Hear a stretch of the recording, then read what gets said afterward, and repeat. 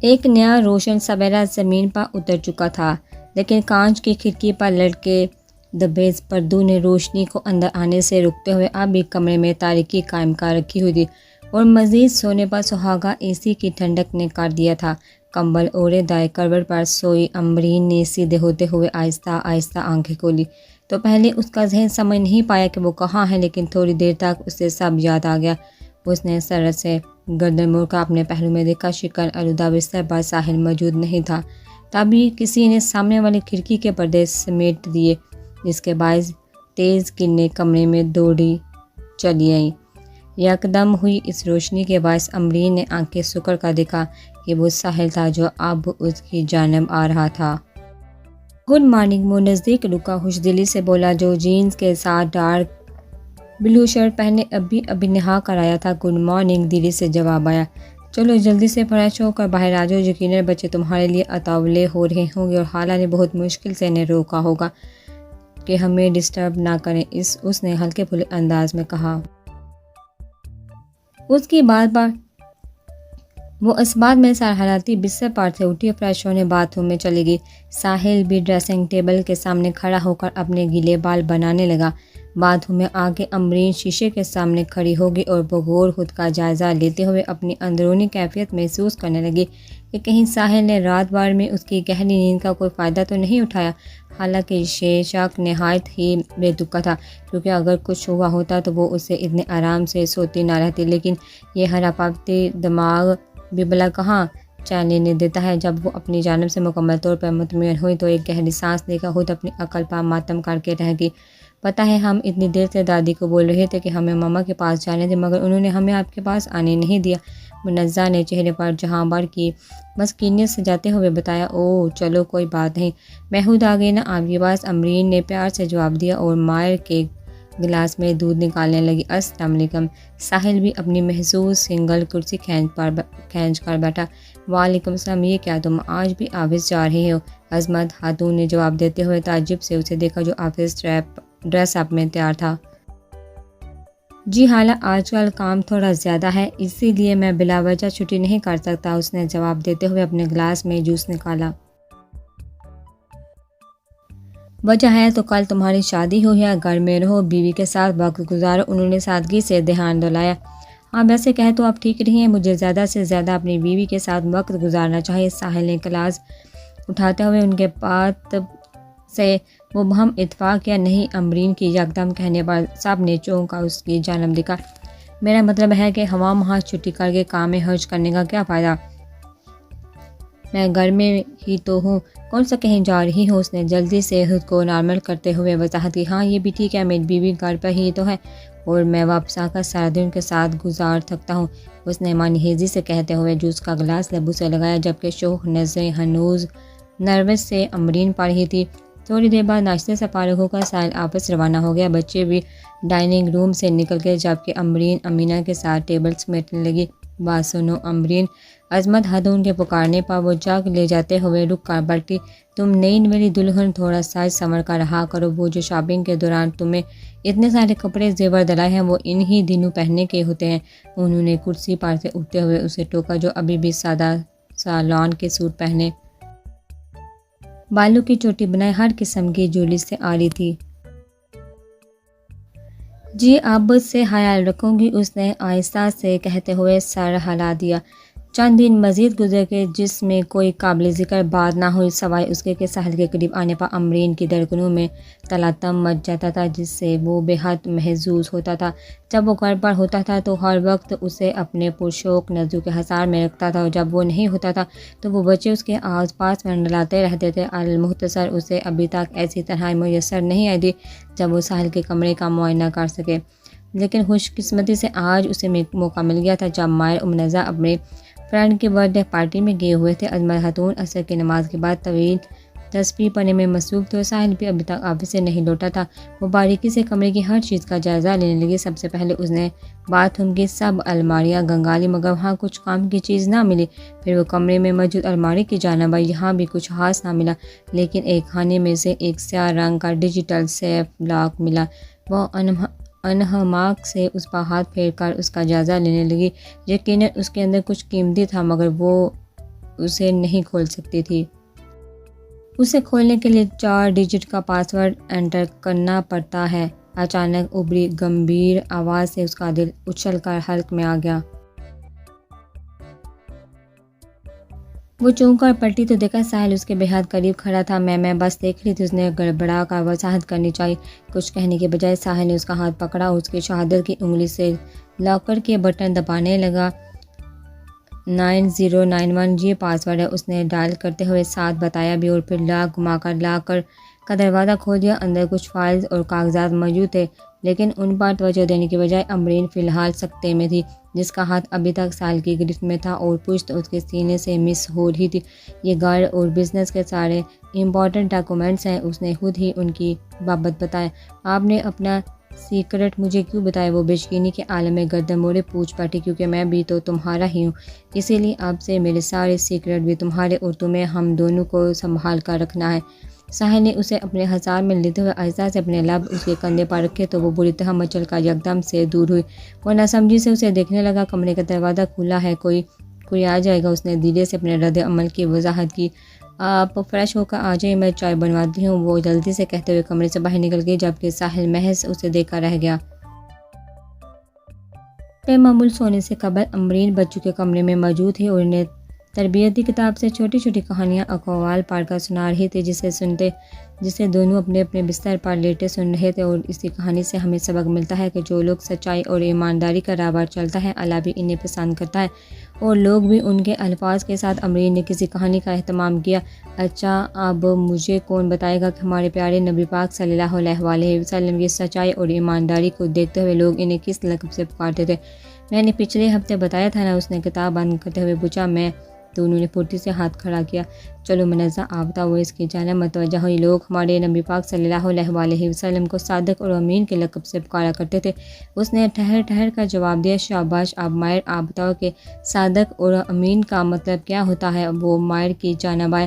صادق کا مطلب سچا اور امین کا مطلب امانت رکھنے والا، ایماندار۔ اس نے بھی جھٹ سے امرین کا بتایا ہوا جواب دیا۔ ویری گڈ، وہ بھی ان کی کارکردگی پر خوش ہوئی۔ ہمیں بھی صادق اور امین بننا چاہیے، ہم بن بھی سکتے ہیں۔ پتہ ہے کیسے؟ اب وہ انہیں ایک نئی بات سکھانے لگی۔ کیسے؟ دونوں نے جاننا چاہا۔ وہ ایسے کہ سب سے پہلے ہم سچ بولے۔ سچ کس طرح بول سکتے ہیں؟ جیسے کھلتے ہوئے کوئی چیز آپ سے ٹوٹ گئی تو سچ بتانا۔ کوئی ایسی شرارت کر دی جس کے بعد ڈانٹ پڑنے کا ڈر ہو تب بھی جھوٹ نہ بولنا، بلکہ سچ کہنا۔ اور امانت ہم اس طرح رکھ سکتے ہیں جیسے کہ منزہ نے اپنی چپس ماہر کو پکڑا کر کہا کہ تم تھوڑی دیر یہ رکھو، میں ابھی آتی ہوں۔ اب جب تک منزہ واپس نہیں آ جاتی، ماہر اس میں سے ایک چپس بھی نہیں کھائے گا، کیونکہ وہ منزہ کی امانت ہے جو اس نے ماہر کے پاس رکھوا ہے۔ البتہ وہ منزہ سے اجازت لے کر کھا سکتا ہے۔ اسی طرح اگر منزہ کو ماہر کا کلر باکس چاہیے تو وہ ماہر سے پوچھ کر لے گی اور بہت سنبھال کر استعمال کرے گی کہ کہیں وہ خراب نہ ہو جائے، کیونکہ وہ ماہر کی امانت ہے۔ اس نے مثالوں سے سمجھایا۔ جب ہم چھوٹی چھوٹی باتوں میں ان چیزوں کا خیال رکھنے لگتے ہیں نا، تو پھر یہ ہماری عادت بن جاتی ہے، اور اچھی باتیں جب عادت بن جاتی ہے تو انسان بھی خود بہت اچھا انسان بن جاتا ہے، سمجھ گئے نا؟ اس نے آخر میں تائید چاہی تو دونوں نے اس بات میں سر ہلایا۔ کیا سمجھا رہی ہو؟ ساحل بھی کہتا ہوا وہاں آیا اور ماہر کے بیڈ پر بیٹھ گیا۔ ماما ہمیں سمجھا رہی تھی کہ کس طرح سچ بولنا چاہیے اور کسی کی چیز کا خیال رکھنا چاہیے کیونکہ وہ امانت ہوتی ہے، ماہر نے جواب دیا۔ اچھا تو پھر سمجھ گئی آپ لوگ؟ اس نے دلچسپی سے پوچھا۔ بالکل، یک زبان جواب آیا۔ ماہر اور منزہ کے سنگل بیڈ بے حد نزدیک رکھے ہوئے تھے، اسی لیے ماہر کے بیڈ پر بیٹھے ساحل کا گھٹنا منزہ کے بیڈ پر بیٹھی امرین سے ٹکرا رہا تھا، جس سے بچنے کے لیے وہ اٹھ کھڑی ہوئی، کیونکہ ویسے بھی ساحل کی آمد کے بعد وہ فرار کے لیے پڑتولنے لگی تھی۔ یہ تو بہت اچھی بات ہے، چلو اب آپ لوگ بھی سو جاؤ۔ گڈ نائٹ، ساحل بھی کہتے ہوئے اٹھا۔ باری باری دونوں کا ماتھا چوما۔ وہ جو میں نے آیت الکرسی یاد کروائی ہے وہ بھی پڑھ کر سونا دونوں۔ اس سے نہ ڈر لگتا ہے اور نہ ہارڈر ڈریمز آتے ہیں۔ امرین نے بھی رکا۔ ممتا بڑی اپنائی سے تاکید کی۔ غیر ارادی طور پر ان بچوں سے اس کا بہت جلد نہایت گہرا رشتہ بن گیا تھا کہ وہ بالکل ایک ماں کی طرح ان کی فکر کرتی تھی۔ جی ماما پڑھ لیں گے، اور پاپا آپ ماما کو بھی گڈ نائٹ کس دیا کریں، وہ بتا رہی تھی۔ کل انہوں نے بہت ہارڈر ڈریم دیکھا۔ منزہ کے اچانک کہنے پر امرین ششدر رہ گئی تھی۔ ہاں ماما، آپ کو پتہ ہے جب پاپا گڈ نائٹ کس کرتے ہیں تو بھی ہارڈر ڈریمز نہیں آتے۔ ماہر بھی جھٹ سے بولا۔ ان دونوں کی باتوں سے امرین کے چہرے کی ہوائیاں اڑ گئی تھی، جبکہ ساحل اس کے تاثرات بامتے ہوئے اندر ہی اندر محسوس ہو رہا تھا، ڈونٹ وری بیٹا، ماما میرے ساتھ ہی تو سوتی ہیں، میں انہیں وہاں گڈ نائٹ کس دے دوں گا۔ وہ مخاطب بچوں سے تھا مگر اس کی مانحیزی نظریں امبرین پر تھی۔ آپ لوگ بھی سو جاؤ، شاباش، وہ انہیں کہہ کر مسکراتا ہوا کمرے سے چلا گیا، جبکہ امبرین تو اپنی جگہ پر یہ سوچ کر ہی منجمد ہو گئی تھی کہ اگر واقعی اس نے گڈ نائٹ کس دے دی تو۔ کچھ دیر بعد وہ مشکل خود کو نارمل کرتے ہوئے جب امبرین نیم اندھیرے کمرے میں آئی تو ساحل بستر پر کمبل اوڑھے لیٹا موبائل میں مصروف تھا۔ وہ سیدھا باتھ روم گئی اور چینج کر کے خود بھی آہستہ سے اپنے بستر پر سیدھی لیٹ کے اے سی کی ٹھنڈک والے اس کمرے میں دو لوگوں کی موجودگی کے باوجود گہری خاموشی چھائی ہوئی تھی جو امبرین کو کچھ زیادہ ہی بھاری لگ رہی تھی اور وہ ہی اسے توڑنا بھی نہیں چاہتی تھی۔ نیند نہیں آ رہی، گڈ نائٹ کس تو؟ ساحل نے یک ٹک اسے چھت کو تختہ پا کر موبائل چلاتے ہوئے پوچھا۔ امبرین نے پہلے چونک کر اس کی جانب گردن موڑی جو ہنوز موبائل میں مصروف تھا اور پھر کوئی جواب دیے بنا اس نے ساحل کی جانب پشت کر کے کھڑبڑ لے لی۔ ساحل نے محظوظ ہو کر ایک نظر اسے دیکھا اور پھر موبائل سائڈ ٹیبل پر رکھا، خود بھی کھڑبڑ لے کر آنکھیں بند کر لی۔ شام کا موسم بہت سہانا ہو رہا تھا۔ امبرین کے ہاتھ میں ایک کانچ کا باکس تھا اور اس باکس میں ایک سفید موتی تھا جسے وہ محبت پاش نظروں سے دیکھتے ہوئے سرسبز گھاس پر چل رہی تھی۔ اچانک کسی چیز سے اس کا پیر ٹکرایا اور وہ منہ کے بل زمین پر گری۔ باکس گھاس پر دوجا گرا۔ اچانک سہانا موسم خطرناک زرد موسم میں بدل گیا۔ اس نے جلد سے اٹھ کر وہ کانچ کا باکس اٹھانا چاہا مگر اس کے پہنچنے سے قبل ہی سیاہ لباس میں آئے کچھ لوگوں نے وہ باکس اٹھا لیا۔ وہ ہاتھ بڑھا کر بے تابی سے باکس مانگنے لگی۔ ان لوگوں نے نفی میں سر ہلا کر ایک طرف اشارہ کیا۔ امبرین نے ان کے تعاقب میں دیکھا تو دور ایک خوبصورت سفید کبوتر بیٹھا ہوا تھا۔ امبرین نے دوبارہ ان لوگوں کی جانب دیکھا تو وہ اشارے سے کہنے لگے کہ پہلے وہ کبوتر ہمیں لا کر دو پھر ہم تمہارا موتی واپس کریں گے۔ وہ کبوتر پکڑنے اس کی جانب بڑھی مگر جیسے ہی وہ کبوتر کے نزدیک پہنچی تو کبوتر اڑ گیا۔ اس نے پلٹ کر بے بسی سے ان سیاہ لباس والوں کو دیکھا۔ انہوں نے غصے سے وہ کانچ کا باکس زمین پر پھینکا تو نہ صرف کانچ زوردار آواز کے ساتھ بکھر گیا بلکہ وہ موتی بھی ٹوٹ گیا۔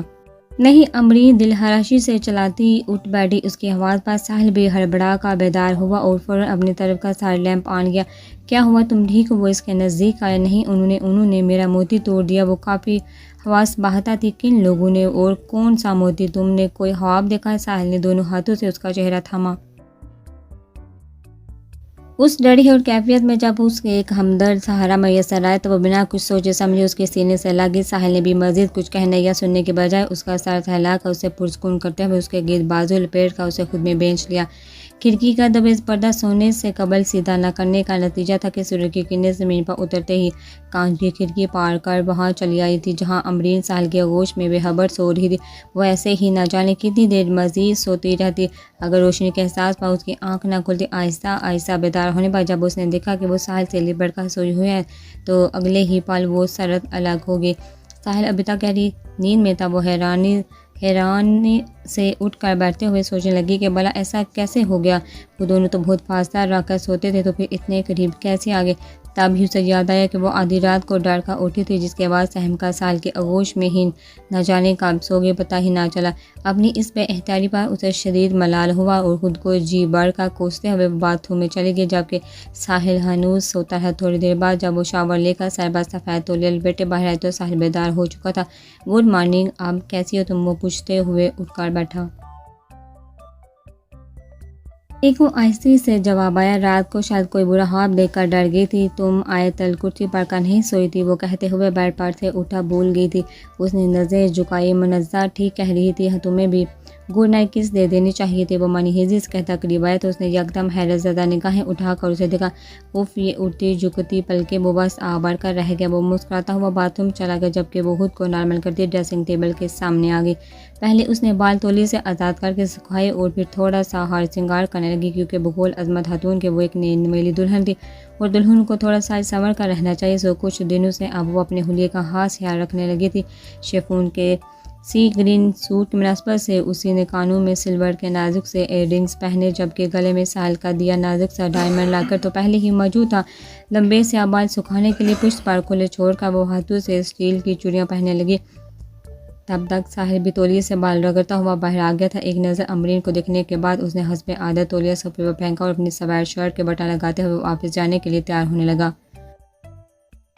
سنو امرین گردن کے گرد سرہٹائی لٹکائے یکدم کسی خیال کے تحت وہ پکارتا ہوا اس کی جانب آیا۔ میرا نام امرین نہیں امبرین ہے۔ اس نے گردن موڑ کر آہستہ سے تصحیح کی جو اب اپنے آدھے کھلے بالوں میں کیچر لگا رہی تھی۔ ایک تو تمہارا نام بہت مشکل ہے، زبان پر ہی نہیں آتا، ساحل نے کہتے ہوئے کب سے دونوں بازو اس کے گرد حمال کرتے ہوئے اسے اپنے ہتھیار میں لیے۔ اس کی قربت پر وہ پھر سے گھبرا گئی اور دھڑکنوں میں تلاطم مچا۔ کبھی کبھی وہ اس بات کو سوچ کر الجھ سی جاتی تھی کہ بھلا اپنی دوسری بیوی پر کوئی اتنا والہانہ پن کیسے لٹا سکتا ہے۔ اگر میں تمہیں جانب کہوں تو چلے گا؟ ساحل نے تھوڑی اس کے کندھے پر ٹکائے ہوئے شیشے میں نظر آتے اس کے عکس کو دیکھا، ہوشوہی بڑے لاڈ سے کہا تو وہ بساطا شرم سے گلابی ہو گئی۔ میرے خیال سے میں کہہ سکتا ہوں کیونکہ تم میری بیوی ہو۔ وہ خود ہی نتیجہ پر پہنچ گیا۔ ہاں تم جانب، میں کہہ رہا تھا کہ ذرا میری ٹائی تو باندھو۔ ساحل نے یکدم اس کا رخ اپنی جانب موڑا، وہ تعجب خیز نظروں سے اسے دیکھنے لگی۔ اب یہ مت کہنا کہ تمہیں ٹائی باندھنا نہیں آتی، میں نے تمہیں مائی کو ٹائی باندھتے دیکھا ہے اور تم کافی اچھی ٹائی باندھتی ہو۔ ساحل نے دونوں ہاتھ اس کی کمر کے گرد حمال کرتے ہوئے پہلے ہی وہ بنیاد گرا دی جس پر وہ اپنے بہانے کا بت کھڑا کر سکتی تھی۔ تھوڑا دور ہو، ایسے میرا ہاتھ نہیں چلے گا، اس نے پلکیں جھکائی بمشکل کہا، کیونکہ ساحل کی حد درجہ قربت اس کے حواس منجمد کر دیا کرتی تھی۔ بس اس سے زیادہ دور نہیں ہونا چاہتا تم سے۔ وہ اپنا گرد تھوڑا ڈھیلا کر کے 2 قدم پیچھے ہوا، مگر ہاتھ اب بھی اس کی کمر پر تھے اور لہجہ گمبھیر تھا۔ وہ کچھ نہیں بولی اور نظریں ملائے بنا ٹائی باندھنے لگی۔ اس کے ہاتھوں کی مبہم کپکپاہٹ وہ اچھی طرح بانپ رہا تھا، جبکہ یہ جھکی ہوئی لرزی پلکیں تو ویسے ہی ہر وقت اس کا امتحان لیتی تھی۔ اب اس سارے حق رکھتے ہوئے اتنے نزدیک ہونے کے باعث دل میں بے ساختہ شدید خواہش اٹھی کہ ایک بار تو لبوں سے ان جھکی ہوئی پلکوں کو چھو لیا جائے، لیکن فی الحال اس نے یہ خواہش دبا لی۔ بمشکل ٹائی باندھے امرین اس کی پرحدت نظروں سے پذیر ہو کر سوچ رہی تھی کہ بوجھ تھے، میرے آنے سے پہلے بھی تو آپ خود ہی ٹائی باندھ کر آفس جاتے تھے نا، تو اب یہ کیا شوق چڑھ گیا ہے؟ لیکن وہ ایسا کہنے کی جرات نہیں کر سکتی۔ ان کی پہلی بیوی بھی ان ہی چچوڑی حرکتوں سے تنگ ہو کر گئی ہوگی۔ اس نے کوفت سے دل میں سوچا، نہیں میری پہلی بیوی اس وجہ سے تنگ ہو کر نہیں گئی تھی۔ ساحل نے اطمینان سے جواب دیا تو وہ حیرت ذرا پھٹی پھٹی نظریں اٹھائے اسے دیکھنے لگی کہ اسے کیسے پتہ چلا۔ تم تو ایسے حیران ہو رہی ہو جیسے میں نے تمہاری سوچ بالکل صحیح پا لی ہو۔ یہی سوچ رہی تھی کیا؟ اس کی حیرت سے محظوظ ہوتے ہوئے ساحل نے منی ہزی سے پوچھا تو اس نے گڑبڑا کر نظر جھکا لی کہ کہیں شخص آنکھوں سے دل ہی میں نہ اتر جائے۔ ٹائی باندھ دی گئی؟ اس نے دھیرے سے اطلاع دیتے ہوئے موضوع بدلا، مطلب اب ہم قریب آ سکتے ہیں؟ ساحل نے کہتے ہوئے اسے دوبارہ اپنے قریب کر کے گھیرا تانگ کر لیا۔ مطلب اسے ٹائی سے کوئی غرض نہیں تھی، اسے تو بس قریب آنا تھا۔ آپ لیٹ ہو جائیں گے؟ وہ نظر جھکائے ہوئے ہی تھوڑا کسمسائی، روز تو وقت پڑھ ہی جاتا ہوں یار، آج تھوڑا دیر سے ہی۔ اس کے معنی ہزی ارادے آسانی سے ٹلنے والے نہیں لگ رہے تھے۔ ایک بات تو بتاؤ، کیا تمہیں میرا قریب آنا اچھا نہیں لگتا؟ اس نے سادگی سے استفسار کیا، گویا آج وہ اس سے بات کرنے کی موڈ میں تھا۔ نہیں تو وہ حصار میں رہ کر ہی پیچھے کی طرف الٹے قدم اٹھانے لگی۔ کیا نہیں تو؟ وہ بھی اس کے ساتھ ساتھ بڑھ رہا تھا۔ میرا مطلب مجھے بھلا کیوں اچھا نہیں لگے گا؟ اسے الٹا سوال ہی ٹھیک لگا، یہ تو تم ہی بتا سکتی ہو کیوں اچھا نہیں لگتا۔ اس نے میرے سوال کا رخ موڑ دیا، نہیں ایسی کوئی بات نہیں ہے، وہ دیوار سے لگ چکی تھی۔ اچھا تو پھر میرے قریب آنے پر تم ایسے گھبرا کیوں جاتی ہو جیسے مجھ سے دور بھاگنا چاہتی ہو؟ اس نے صاف گوئی سے سوال کرتے ہوئے ایک ہاتھ دیوار پر ٹکا لیا جبکہ دوسرا بازو ہنوز کمر کے گرد حمال تھا۔ وہ پلکیں جو ایک کشمکش کشکار تھی کہ کیا جواب دے جو اسے مطمئن کرتا کہ دراصل یہ سب بہت نیا ہے میرے لیے، اسی لیے تھوڑا ٹائم لگے گا سب ایکسیپٹ کے ایڈجسٹ کرنے میں۔ ان سب کی عادت نہیں ہے نا؟ اس نے بار ٹول مٹول کی تو عادت ڈالو جانب، کیونکہ میں نے اپنی شادی شدہ زندگی کے حوالے سے بہت خواب دیکھے ہیں جو انفارمیلٹی پہلی شادی میں تو پورے ہو نہیں پائے تھے، لیکن اب تمہارے ساتھ میں ان سب خوابوں کو جینا چاہتا ہوں۔ تم ساتھ دو گے نا میرا؟ وہ جب وہ شدت جذبات سے چور لہجے میں کہہ رہا تھا تو امرین کی نظر بے ساختہ اس کی جانب مڑ کی تھی اور بات کے اختتام پر جس لاڈ سے اس نے آنکھوں میں سوال کیا تھا اس پر نہ جانے کیسی بے احتیاطی میں امرین نے سر ہلا دیا۔ تھینکس، ساحل نے مسکرا کر کہتے ہوئے آہستگی سے اس کا ماتھا چوم لیا اور یہ لمس اس کے پورے جسم میں بجلی بن کر دوڑا۔ سوری، تم سے اجازت لیے بنا کس کا لیے؟ وہ سادگی سے بولا۔ ان چھوٹی چھوٹی باتوں کے لیے آپ کو اجازت کی ضرورت نہیں۔ نظر جھکائے وہ بے اختیار ہی کہہ گئی کیونکہ در حقیقت اسے بھی ساحل کی قربت اچھی لگنے لگی تھی۔ सच में उसे खुशगवार हैरत और उसने झुकी पलकों के हमरा लबों पर बेसाहता उम्र थी। शर्मीली मुस्कुराहट के साथ असबार में सर हिलाए। साहिल ने कुछ कहने के बजाय दोबारा उसका माथा चूमा। अमरीन ने बेसाहता दोनों हाथ उसके कंधों पर रखते हुए दिल फरेब खुमारी के ज़ेर असर आंखें बांध कर ली। साहिल ने दोनों बाजू उसके गिर्द लपेट कर उसे खुद से बे इंतहा करीब कर लिया था, और वो भी खुद स्पुर्दगी के इस मकाम पर थी कि अगर वो हाथ हटाता तो वो गिर जाती। यानी वो भी पूरी तरह उसके बाहों में मदहोश हो चुकी थी। उसके बालों से उठती शैम्पू की बीनी बीनी खुशबू साहिल पर भी मदहोशी तारी करने लगी थी। साहिल ने आहिस्ता से उसके झुकी पलकों को चूमा, नरम रुखसार का बोसा लिया और फिर बेसाहता उसके अनाबी लब अमरीन के नाजुक लबों की जानिब बढ़ने लगे। हसीन इत्तेफाक ये था कि दूसरी जानिब भी ऐसी ही ख्वाहिश मचल रही थी। माए पैकर, मैं तेरे गुलाब लबों को छूना चाहता हूँ, मैं तेरी कुर्बतों के चरागों से लुत्फ़ अंदोज़ होना चाहता हूँ ताकि महसूस कर सकूँ खुशबू को छूना कैसा लगता है, ताकि जान सकूं मीठी आग में सुलगना कैसा लगता है। इससे कबल के ये लब टकरा का मिलन का लुत्फ चख पाते कमरे के दरवाजे पर हुई दस्तक ने ये खूबसूरत शहर तोड़ दिया। अमरीन ने तकरीबन बंद हो चुकी अपनी आंखें ऐसी खोली जैसे वो गहरी नींद से होश में आ गई हो, और ऐसा ही हाल साहिल का था। दोनों अभी एक दूसरे की बाहों में थे और नैनू की डोर आपस में उलझ गई थी। दरवाजे पर दोबारा दस्तक हुई। अब नैनू के उलझे धागे टूटे और साहिल ने अपने हाथ हटाए, उसे अपनी गिरफ्त से आज़ाद किया। वो नज़रें झुकाकर मुंतशर होती धड़कनों को बामुश्किल संभालते हुए जल्दी से दरवाज़ा खोलने आई।